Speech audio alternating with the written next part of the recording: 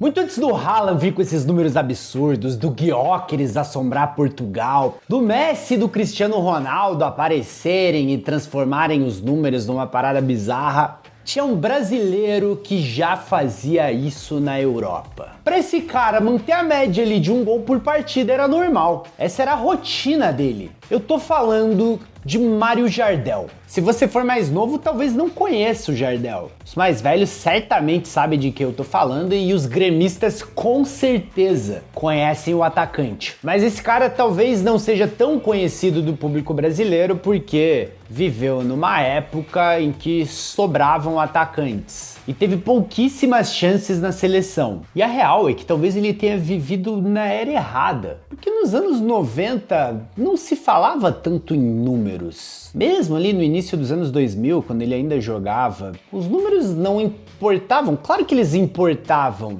mas ninguém falava, o cara tem tantos gols, tantas assistências, média tal de participações de gols. Não, isso é uma coisa mais recente. E provavelmente se ele jogasse hoje, cara, ele ia ser muito falado. E eu duvido que ele fosse passar tanto tempo como ele passou jogando onde ele jogou. Então vamos falar um pouquinho de Mário Jardel.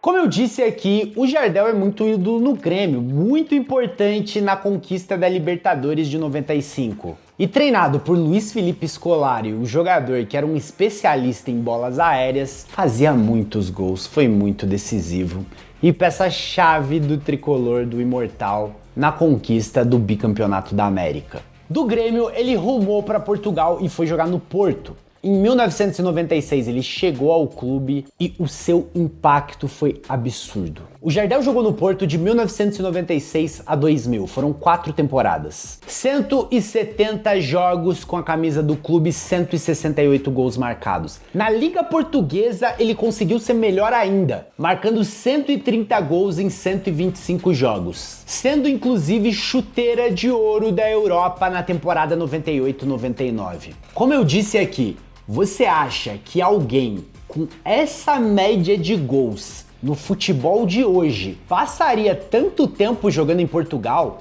E mais, quando ele saiu do Porto, você sabe para onde ele foi? Pro Galatasaray.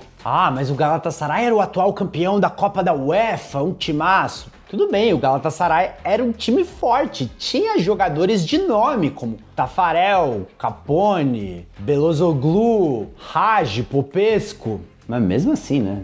Cara, olha a média de gols desse cara em Portugal. Você acha que seria o Galatasaray hoje em dia, o lugar que ele iria jogar? Bom, Jardel não tinha nada a ver com isso, chegou na Turquia e o que ele sabia fazer? Gol!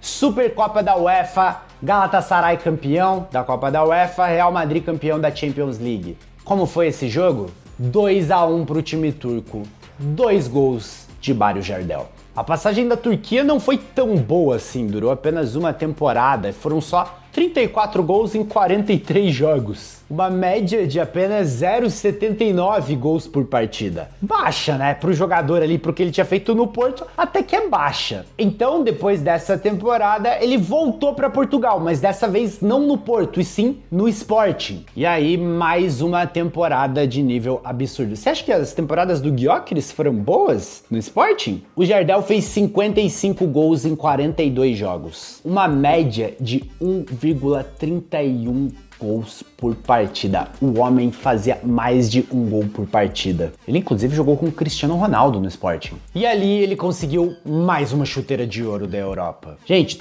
todo esse desempenho acontece ali num período entre a Copa de 98 e a Copa de 2002. Era um período em que a seleção brasileira lutava para encontrar um camisa 9. Mas e o Ronaldo? O Ronaldo passou 2 anos sem jogar bola. Mas e o Romário? O Romário, como a gente sabe, acabou nem indo pra Copa, teve problemas com o Filipão. Enfim, o Romário é um personagem polêmico. Por futebol jogado, ele deveria ter ido mesmo, mas não foi. Então, o Romário também tinha seus problemas. E mesmo fazendo tudo isso, O Jardel tem em toda a carreira ali 10 jogos pela seleção só. Ele ganha a chuteira de ouro da Europa na temporada que precede a Copa do Mundo e mesmo assim ninguém cogitava a possibilidade do Jardel ir para aquela Copa. A indignação no Brasil era que o Romário não foi. Depois da temporada 2002-2003, o Jardel sai do Sporting, ainda com um bom desempenho, então ele joga 21 jogos, faz 12 gols, só que aí você vê que o número de partidas dele já caiu muito, mas o número de gols nem tanto, que uma média de meio gol por partida ainda é um bom desempenho, talvez não porque ele vinha fazendo, mas para um atacante comum ainda é. Só que depois disso a carreira vai ladeira abaixo. Cara, e aí ele rodou muito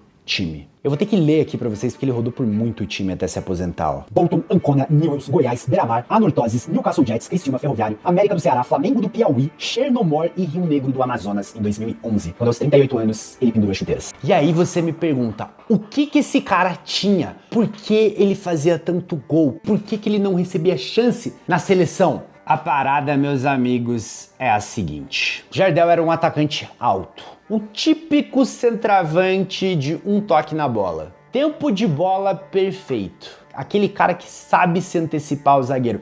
E como ele mesmo descrevia, ele fazia uma finta de corpo para induzir o zagueiro ao erro na hora que veio um cruzamento. Então ele fazia que ia, não ia, ele dava uma finta, não ia, esperava e cabeceava. E a sua cabeçada era praticamente um chute. Era uma pedrada. O cara dominava esse fundamento. É engraçado que Jorge Costa, seu companheiro de equipe, zagueiro, escrevia ele como alguém que você olhava e falava, cara, não vai dar trabalho marcar esse cara. Porque ele não era muito técnico, ele não forçava muito o embate físico, ele deixava o zagueiro seguro. É o que o Jorge Costa fala, o zagueiro se sentia seguro, e aí quando você via, o Jardel se movimentava bem, ele criava o seu próprio espaço e tava lá ele guardando o seu gol, principalmente de cabeça. Em entrevista, o ex-zagueiro diz que até hoje ele não sabe como se para Mário Jardel, e que o jogador é um caso único no futebol mundial. E o descreveu como alguém muito irritante,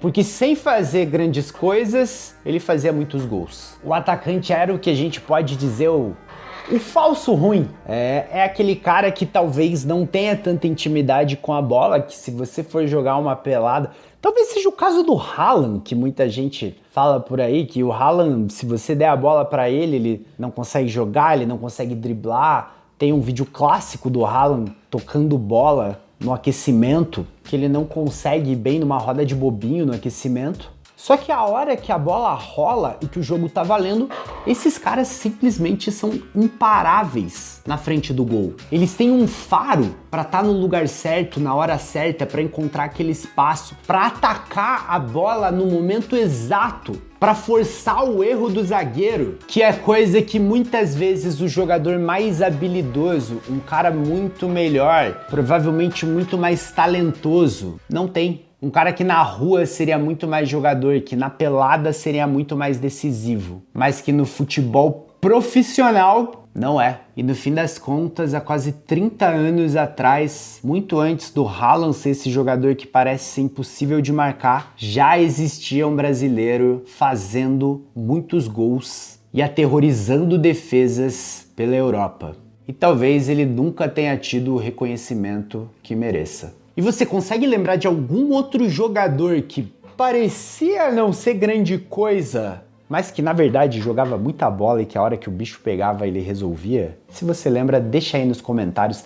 Eu sou o Gui Galdames, você tá no meu canal e fica aqui meu grande abraço.